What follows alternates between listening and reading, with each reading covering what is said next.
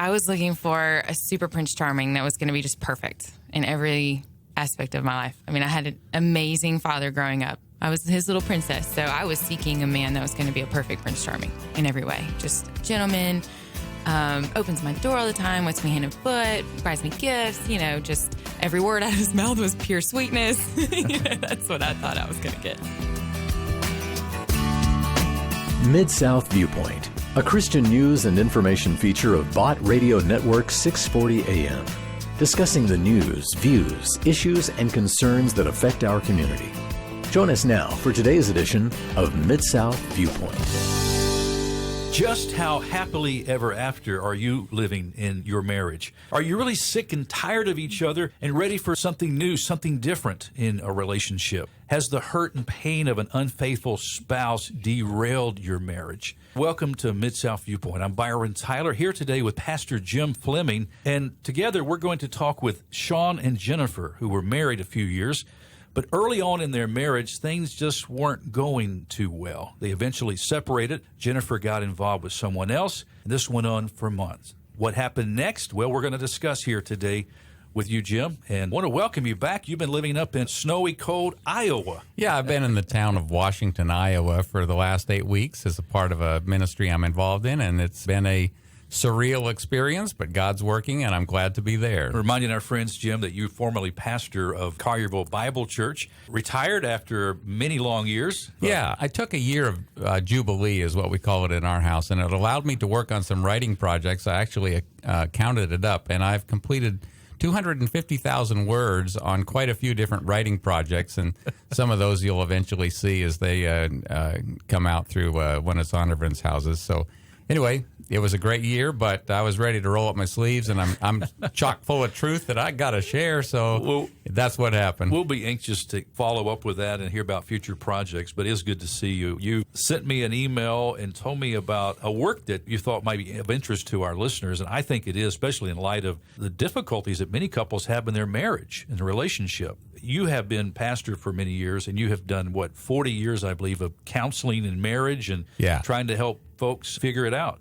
Yeah, I've been involved with numerous couples. I would say in some cases I've not been able to help them, but in others I have. And in those that have been helped, what I kept seeing was this theme of God's grace and the ways in which, if we really understand what God has given us and what we in turn can impart to others, that can be transforming. And so that's really what caused me then to think, I wonder if the people in the pew could actually be equipped to be teachers and ambassadors of these graces and make a difference in other marriages. So that led me in turn to start a group, and that's what leads us to Shawn and Jen's story. Well, let's meet Shawn and Jen. Welcome, first of all, to Bott Radio Network. Glad to see you guys today. Thank you. Thank you. Well, take us back to that first moment when you guys met. How, when, where? Where did it begin for you?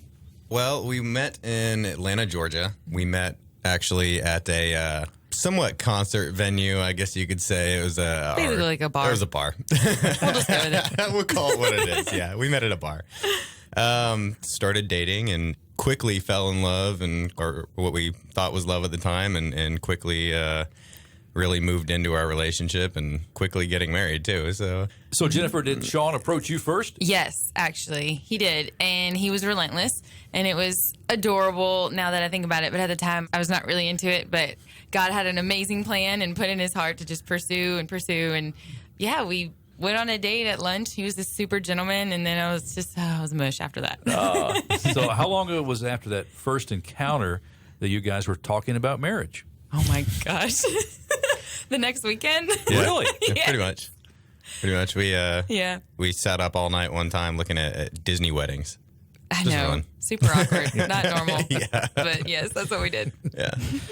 Things went south, though, kind of quick. Yep. Yeah. How long had you been married before things went south? Oh, my gosh. 2 years. Well, yeah, I guess if you call it the event, but I think we were not pursuing our relationship with Christ at all when we were starting our marriage. I mean, we went to church, quote unquote, but that was really all we did. We were not actively pursuing a life of Christ, and lots of fighting, lots of selfishness from the get-go. We didn't do marriage counseling, premarital counseling. We didn't do anything. So we had a lot of arguments, a lot of that kind of thing, basically from the beginning. And then I think it, just like anybody else, could relate. It just kind of built on itself. And then eventually 2 years later ended up to the quote unquote event. Shawn, did you have any expectations going into marriage? What marriage would be like for you or what you wanted it to be like? You know, I think my biggest mistake is I grew up, like a lot of other men do, learning that one phrase in the Bible, you know, wives, submit to your husbands, but not learning anything else. So I think that for me, marriage was more of a, hey, you get married and then you don't have anything to worry about type thing. Yeah. I never foresaw anything that was going to happen. I kind of relaxed in my marriage, and no matter what happened, in the back of my head, I'm thinking, oh, what's she going to do, leave?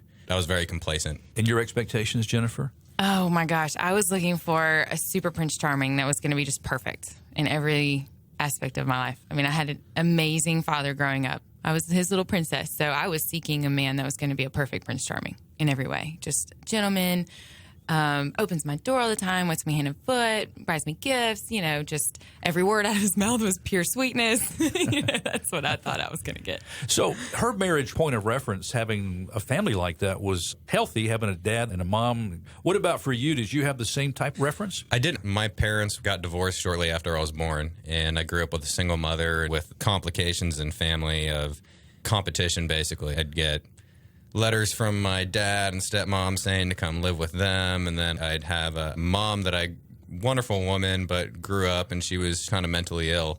I had two older brothers, and in a lot of our lives we ended up kind of, I guess you could say, raising ourselves. I joke about this often, but the sad part is it's true, is I think I learned a lot in my early life off of what was on the television. That was kind of our babysitter as kids. Yeah. So I didn't grow up in that lifestyle. I grew up in the lifestyle of, you know, my mom worked hard for us and did whatever she could to help us, but I also grew up in the world of hard knocks, where as soon as I could get a job, I got a job. As soon as I could put in money, I'd put in money, and kind of fend for yourself type environment, but definitely not anything where a healthy relationship was promoted whatsoever, especially with your spouse. Jim, how typical is the story here with Jennifer and Shawn?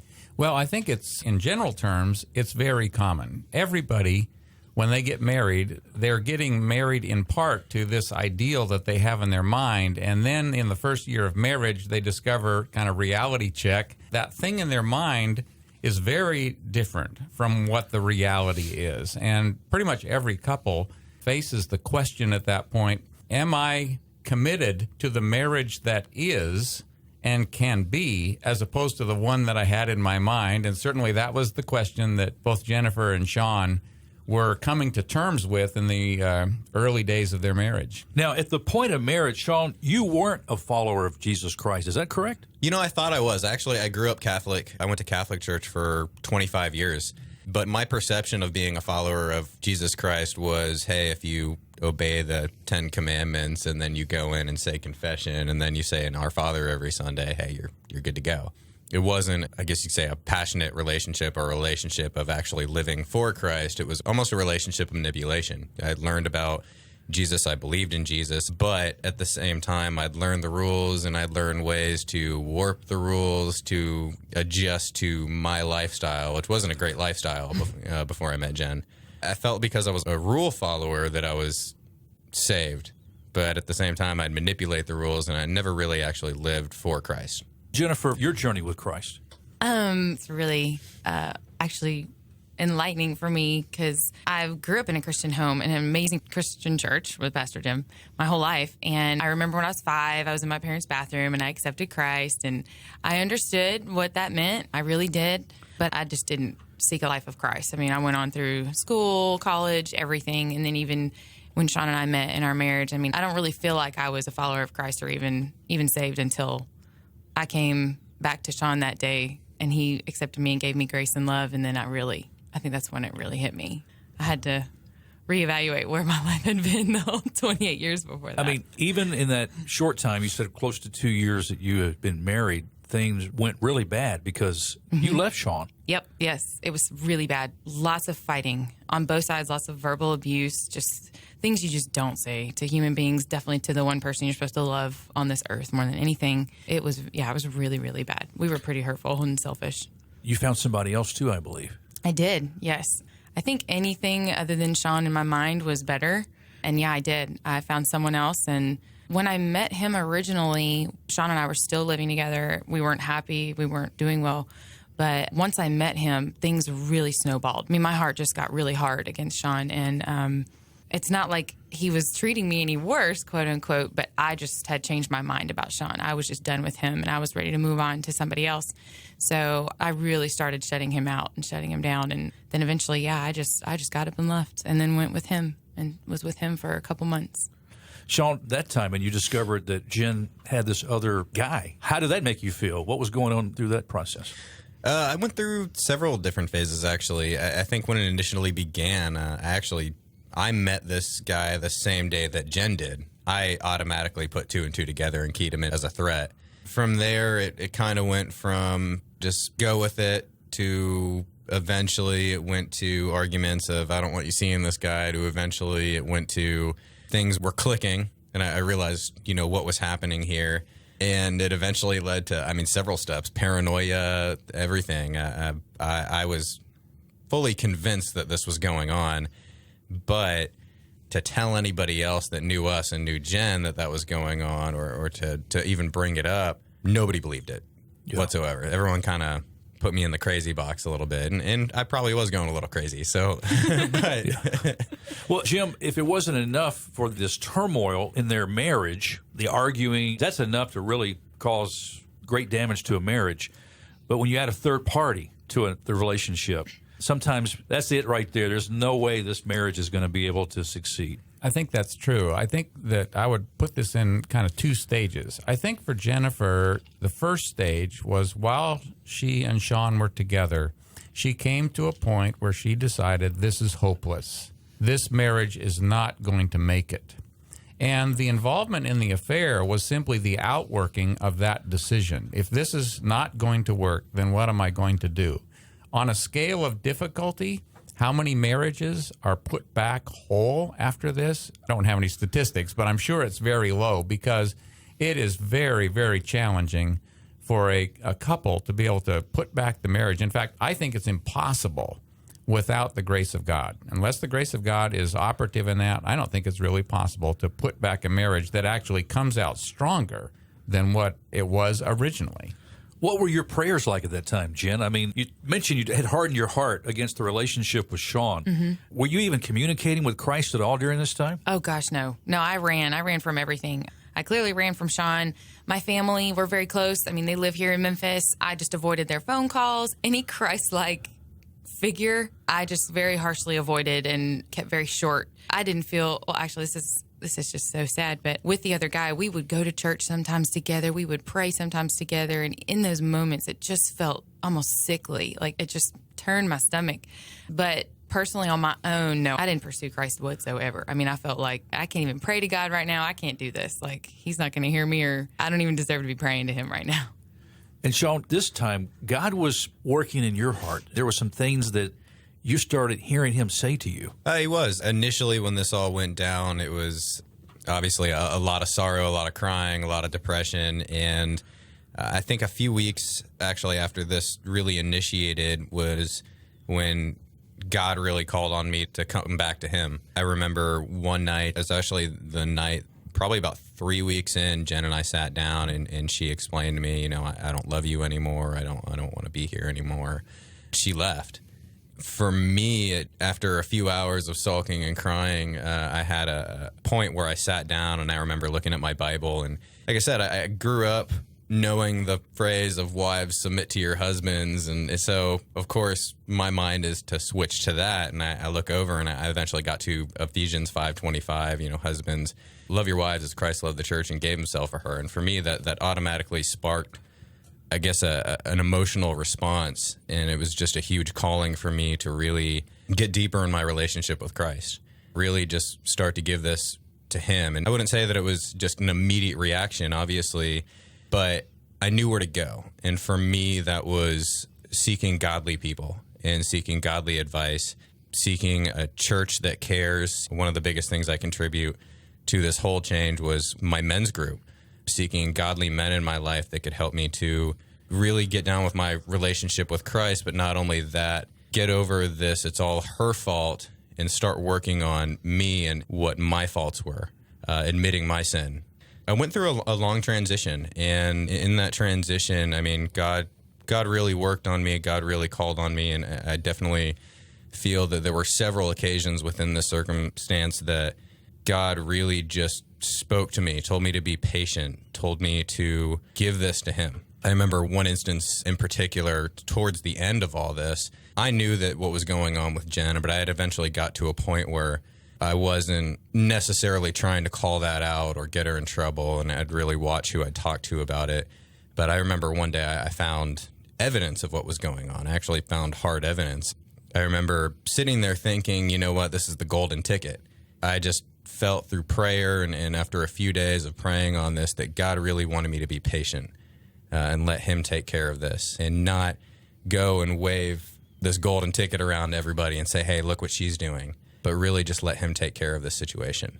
Where did Jim Fleming enter into the picture here? Did you go and seek Jim's counsel? Had you had a relationship with Jim? I knew Jim. I knew his daughter and son-in-law were actually friends. I knew that Jen respected Jim. So for me, initially, I tried to contact him a few times, actually, through Jen's father. Jen's parents and I are very close, and I had talked with Jen's father, and I really wanted to initiate a conversation with Jim. And we had talked a little bit, but there were, I don't want to say rules to follow or whatnot, but Jim was following more of the let's not talk behind Jen's back. What I've found when I'm working with a couple, especially, if I was to go ahead, Shawn said, I really need to talk to someone. And I said to Shawn, I would be open to doing that, but I don't want to do that until I've talked to Jennifer first, directly. My reason for doing that is I found just in working with couples that if I let one person tell me their story without the other person actually being there, it ends up kind of short-circuiting my ability to be a kind of an impartial participant. And particularly given the fact that I've known Jennifer for years, basically what I said to Shawn is, Shawn, I'm open to talking with you, but I want to talk to Jennifer first, give her an opportunity to share her story as well and her perspective. Are you okay with that? And he said yes. So then I called Jennifer and ended up leaving a message on her cell phone. Hey, Jennifer, this is Jim. I would love to be able to talk with you, just find out what's going on. I don't remember the exact message, but something like that. Thinking to myself, I don't think she's in a good place because she was hiding this very well. Most of us didn't know for a fact what was going on, but I didn't think I was going to hear back from her. But I was surprised a couple days later when she returned the call and said, hey, Pastor Jim, basically said, yes, I'm willing to meet with you. That was a big step for you, Jen. Yes. That's very nice. You think it's a big step. It was actually manipulation because I was still, obviously, this was just a world and web of lies that I had created just everywhere because Shawn was smart and he knew what was going on and I wasn't aware that he had found evidence or anything like that. But in my mind, I am just living one lie after the next with one person after the next. So when I got the call from Pastor Jim, in my mind, I'm like, oh my gosh, how am I going to cover this up? I mean, he's really going to big heights here if he's going to Pastor Jim. So I didn't exactly know what his intentions were, but Shawn and I were barely communicating at all, and I really didn't know the journey that he was in with Christ at all. But what had come through the message was very clear. I mean, Shawn had clearly just sought out help from Pastor Jim for himself. He wasn't seeking me to come along. It wasn't anything like that. So I didn't feel pressure in that area, like he was trying to make our marriage work. He was seeking it for himself only, and when Pastor Jim said, I really just need to get your side, so it's fair, and I want your permission. I would like your permission to talk with Shawn. And so in my head, I'm like, well, if I say no, it's going to make me look bad. So I manipulated it, and I said, oh, yeah, that's fine. It doesn't matter. It's fine. Yeah, sure. I'll just give you my side. No worries. It's fine. Try to make it not a big deal. But it was truly that just divine intervention. I mean, my manipulation ended up being just exactly the ticket I needed to push me. So when you had that meeting with Jim, just you and Jim? No, actually, it was just a phone call. I was at work. Okay. Yeah, and he said, okay, well, when do you want to meet up? And I work in the evening time, and so I had to meet with him during the daytime. And he was like, okay, well, why don't we meet Friday at 2 o'clock? And I think this was like a Tuesday or Wednesday, so I only had a few days. And I said, okay, yeah, sure, because in my head, I'm like, let's just get this over with. So Friday at 2 o'clock, that was my time to meet with Pastor Jim. And in those days is when God did all this miraculous work. What really happened, I think, that was before I ever entered the picture, in terms of us having a face-to-face, because I had called on whatever it would be, and we had talked on a Tuesday or Wednesday, and we had agreed that we would meet together on a Friday. I think that was the point at which God began to pour out grace, because by the time that she had arrived on Friday, a number of things had happened that are really quite remarkable. And so anyway, Jen can tell you about from the time I called what happened until that meeting. Okay, so we'll just say it was a Tuesday when we chatted on the phone, and I was at work, and I had two friends at work, and they were really the only people in my life that knew the full truth of my lifestyle at the time. One of them was my boss at the time. And I think after I spoke with Pastor Jim, because I will say this, the months that I was with him, my heart was so hard and I was so angry at Shawn that I had very little guilt. I mean, I really felt like I deserved something better. And in my heart, even though I claimed I knew Christ and I claimed, I knew that an affair was clearly not what God had intended for me, I really felt like I was well-deserved in this because I was so angry in my marriage and at my husband. And so the guilt level was very low, if any at all. But after I spoke with Pastor Jim, the guilt really started to stir. I mean, it really, really, really started to get to me. As the days went by, I remember Tuesday, Wednesday, it just kept building. And then on a Thursday, I was at work. I was actually working the daytime that day, which isn't super common for me. But I was speaking with my boss, and she could tell I was really kind of torn with my emotions and not myself. I was really stressed out, and she was talking to me. And she's not actually a believer, but God used her anyway, which is awesome. It really changed my life, realizing that you don't have to be around all Christ followers to know that your life can be changed. I mean, God can use anything and anyone. So I was telling her, I said, I'm really struggling with this feeling. I was like, I'm tired of feeling like a liar. I mean, this is my friend. She looked at me, she said, Jen, you are a liar. I didn't say anything. I broke down. I just started sobbing, and she talked me through. She's very kind. And she said, I think you know what you need to do now. She goes, and you'll do it when you're ready. And I said, yeah, I guess. Yeah, I got to do something about this. I can't live like this anymore. I just can't do it. So it was Thursday, and I had no idea that I was going to go back to where he was living, because that's where I was staying. I got there, and I was just such a mess and basically broke things off. And I left there, and I went to a friend's house that was vacant that I was, quote unquote, living at, as far as my husband and my family thought I was. But that's actually where I went. So I was alone. I spoke with her, my boss, my friend that was coaching me through it, and spoke with her on the phone because I was quite an emotional wreck. And then I think my meeting that Friday with Pastor Jim, once I had decided to cut things off with him, the guy, I had realized that I needed to come clean. There was only one way to take this just weight of, I mean, it was like this darkness. It was terrible. I just had to get it out. And once I had kind of cut things off with him, I realized I'm just going to have to start being honest with people, and it's going to not be easy, and it's really going to suck, but I'm going to really have to just do this. So my Friday meeting with Pastor Jim, I was like, well, that's obviously going to be an honest intervention, so I'm going to have to clearly be honest with him. So from now on, I'm just going to have to be honest with everyone. Well, that included my husband. So the only thing at the time was I wasn't really overwhelmingly feeling like I wanted to fix my marriage. I mean, our marriage was over in my mind still. I really just needed to let out the truth, and I needed to get it out, whatever that meant. So on a Thursday night, I go to this house, and I've got until 2:00 the next day, and I'm battling do I tell my husband first? Do I talk to Pastor Jim, and he helps me tell my husband? What do I do? And God just was, he was just overwhelming. He said, you need to call your husband right now. So I woke up on Friday morning, I got myself ready, and I called Shawn or texted him or something. I don't even remember. But I said, I need to talk to you right now. I said, I need you to come over to this house. He knew where the house was. It was not far from where we were living. And I said, I need you now. And he said, okay, I'll be right there. And it felt like 4 hours. It was probably not more than 15 minutes. It felt forever. Shawn came in, and just this small smile. I think I was expecting something really terrible. Our past was anger and fighting and just aggression and, a lot of pointing fingers. If you hadn't done this, I wouldn't do this. So that's kind of what I expected. But he came in the house, and we sat down together, and he just had this very, very calming, small smile on his face. I didn't feel like he was angry. I kind of felt like he would be when I had told him what was happening. But I basically poured out every detail of the truth in my sobbing of tears. And all I remember is he put his hand on my hand and he said, "I'm so proud of you." He said, I'm so happy that you told me. And I mean, my mind just stopped. I mean, it was like hitting the brakes on a car. I was like, wait a second.